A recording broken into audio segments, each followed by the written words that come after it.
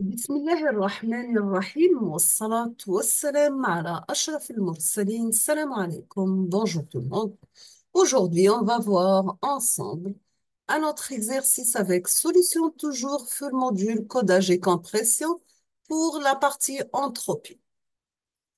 Donc, on commence par l'énoncé de l'exercice. Donc, vous avez une source fournie des symboles de l'alphabet A, G, C, T, de probabilité respective 0,44 pour A, 0,23 pour G, 0,19 pour C, 0,14 pour T. Y a-t-il un code efficace pour coder ces symboles? Et quelles sont ses performances? Pouvez-vous en proposer un? Donc, on passe à la correction. Donc, vous avez que les probabilités sont différentes de 0,25 car vous avez 0,44, 0,23, 0,19 et 0,14. Donc, il y a de la redondance. La deuxième des choses, c'est que la mesure de cette redondance avec le calcul de l'entropie E égale moins la somme pour I varie de 1 jusqu'à 4 de pi par log 2 de pi, donc égal à 1,86 bits par symbole.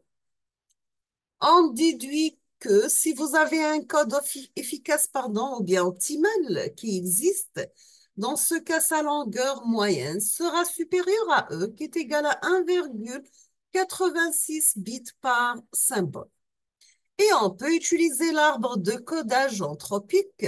La longueur du mot du code est inversement proportionnelle à la probabilité du symbole correspondant pour trouver ce code. Donc, vous avez au lieu de A, G, C, T, on commence par 0,44, 0,23, 0,19, 0,14.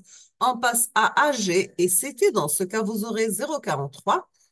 1, donc, et vous avez le reste, ça sera dans la deuxième partie. Donc, et si vous avez le A et le G, 0,0, G, 0,1, le C, c'est 1,0, le T, c'est 1,1.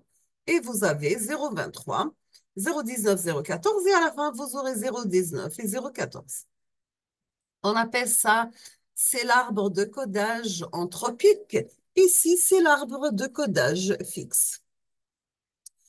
Voici un tableau qui résume. Donc, vous avez la source, le code de longueur fixe et le code de longueur variable avec les symboles, avec leur probabilité, entropie par bit par symbole. Donc, vous avez pour les symboles A, G, C, T, donc avec leur probabilité qui est égale 0,43, 0,23, 0,19 et 0,14. L'entropie, dans ce cas, ça sera 1,86.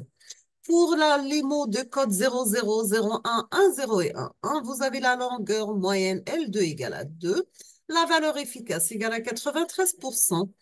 Pour les mots de code 1 et 01, 001, 301, vous avez la longueur moyenne égale à 1,89. La valeur efficace, ça sera 98%. Donc, c'est un code non ambigu car il respecte la condition préfixe. Dans ce cas, vous n'avez aucun mot ni préfixe d'un autre mot du code. Sa longueur moyenne L2, ça sera 1,89. C'est donc bien un code optimal.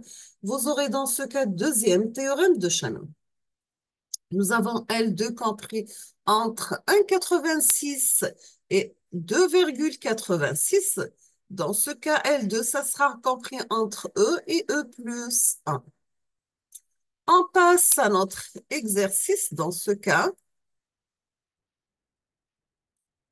Donc, vous avez pour une source à M symbole, quelles sont les valeurs possibles de l'entropie de la source?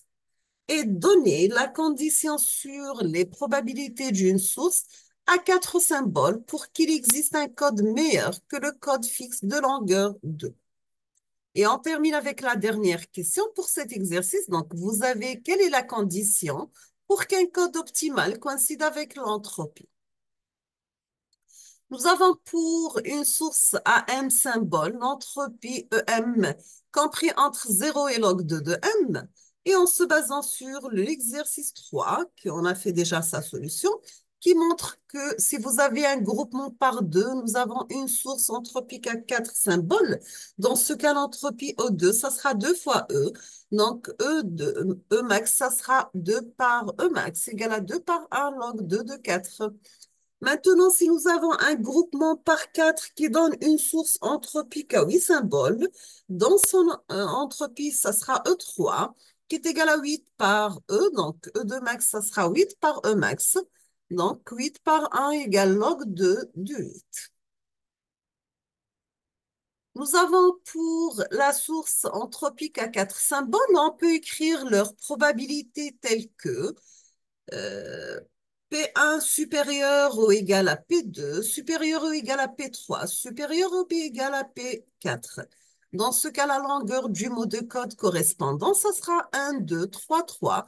Donc, sa longueur moyenne, ça sera L égale à 1 par P1, plus 2 par P2, plus 3 par P3, plus 3 par P4, sachant que la somme des P1 plus P2 plus 3 plus P4 égale à 1. Dans ce cas, L, ça sera P1 plus 2 fois par P1 plus 3 fois par 1 moins P1 plus P2. Donc, il est égal à 3 moins 2 par P1 moins P2. Et la condition que ce code est meilleur que le code fixe s'écrit alors dans ce cas, L égale à 3 moins 2 par P1 moins P2. Donc, inférieur à notre longueur du code fixe qui est égal à 2. Donc, ça sera 2 par P1 plus P2 supérieur à 1. Et de plus de cette condition, il faut ajouter que P1 doit être strictement supérieur à 1. Donc, P1 doit être supérieur ou égal à 1 sur 3. Nous avons quelques remarques et on termine bien sûr avec ces remarques. Vous avez que les exemples précédents. Vérifiez bien ces conditions. Donc, ce cas, vous aurez 2 par 0,44 plus 0,23 qui est égal à 1,11. Donc, ça, on a trouvé ça dans l'exercice numéro 3. Et nous avons aussi que 2 par 9 sur 16 plus 3 sur 16, ça sera 21 sur 16, supérieur à 1, c'est la même chose. Donc, on a trouvé ça dans l'exercice numéro 2, donc on a fait ça dans la vidéo précédente.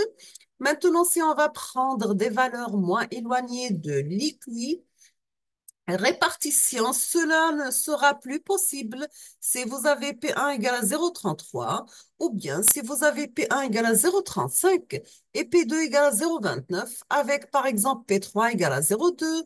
P4 va prendre la valeur de 0,16. Dans ce cas, la redondance réelle présentée dans les données ne permet pas la moindre compression. On va s'arrêter ici aujourd'hui. On termine d'autres exercices avec solutions dans les prochains jours, Inch'Allah.